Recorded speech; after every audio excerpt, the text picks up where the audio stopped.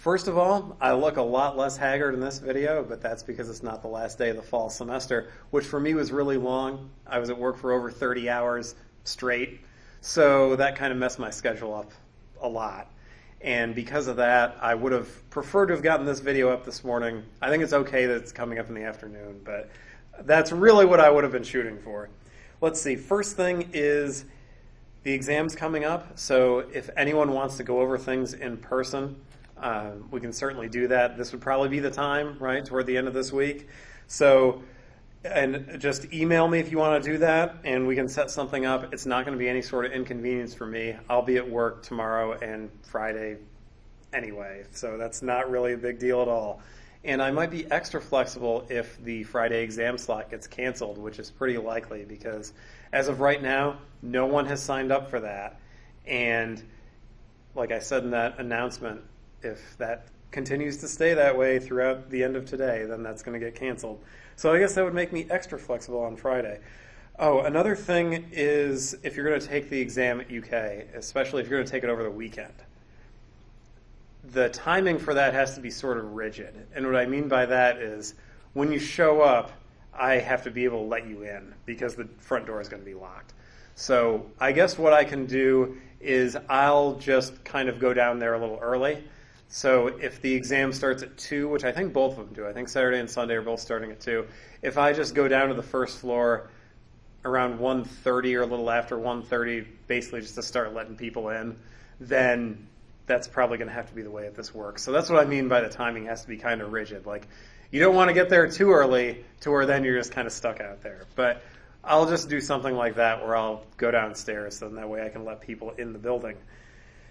Let's see. The exam is going to be through Wiley Plus, so the questions end up looking a lot like the homework questions, although I figured it would be a good idea to have some kind of review if you wanted to have one.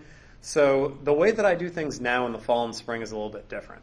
I don't follow the traditional book order, which I think the traditional book order works well when you have 2 exams, but when you have more than that, like if you have 3, what ends up happening is the third one is a lot different than the first 2, and that didn't really work for me, and so I ended up switching the order around to kind of get things to balance out a little bit better.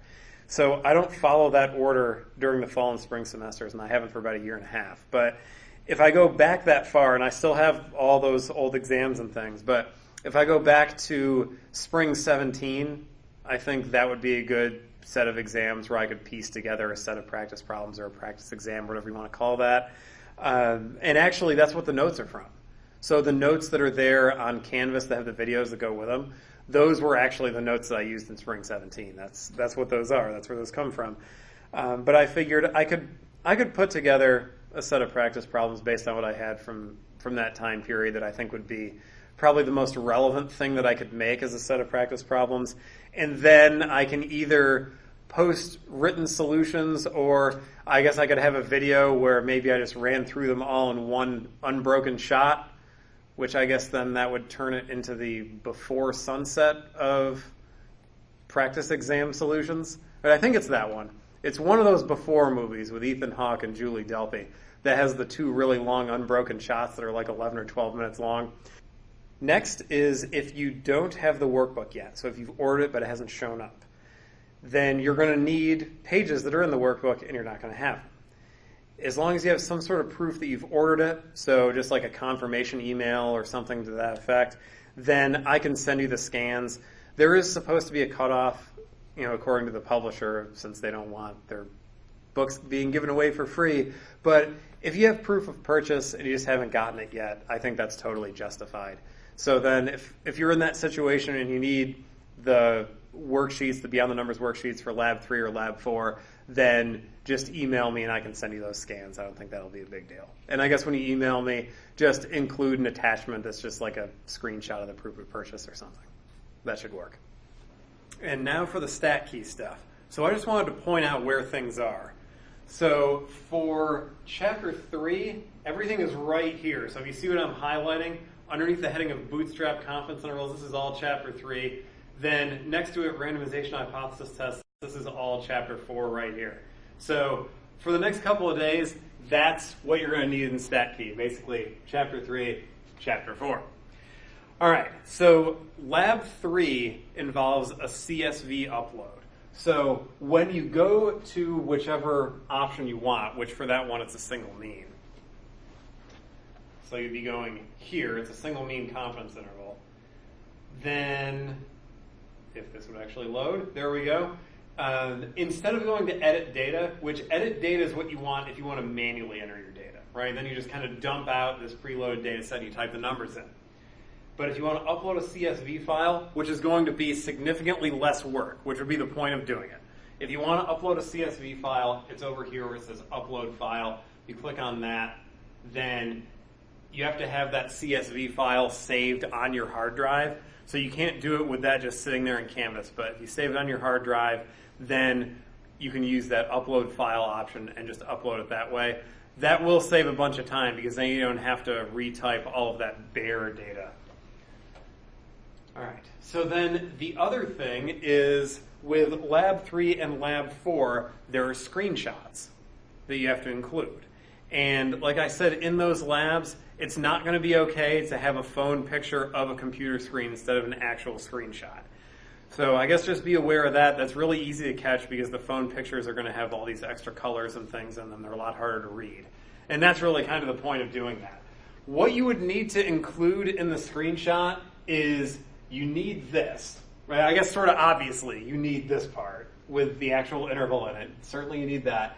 And you also need the original sample box because that's the only way to check to see if the original sample data was entered correctly. So what I would do personally is I would just basically have a screenshot where then I would crop a giant rectangle that included this thing and then both of these. This down here you don't really need for anything, where it just tells you specifically for whatever one Bootstrap sample is highlighted, this is the summary data for it. You don't really need that, but that's fine, right? I mean, you just make a big rectangle that covers all that. That's what I would do. So you need a couple of those in Lab 3. I think you need one or two of them in Lab 4. So just do that. And if you don't know how to take a screenshot, if you haven't done it before, the print screen key will do it. So you've got a print screen key on your keyboard. That's what that does. That'll take a screenshot, and then basically it's just print screen, and then you can go to a Word document and just paste it, and it's there. And then if you want to crop it down to where it's just these parts, you can do that. And that's what I would do. Another thing is if you want to make the numbers bigger, so like it'll make these bigger, and I think it'll make these bigger too. Down here in the corner, if you can see it, it's right there. Where it says presentation mode and the default is to have that off. I think I can reach over and turn that on. Got it. Okay. They get a little bit bigger. So then they would be more readable if you're submitting an assignment, if you turn the presentation mode on. So that's, I guess, the other thing that I would probably do just to make sure that everything's legible.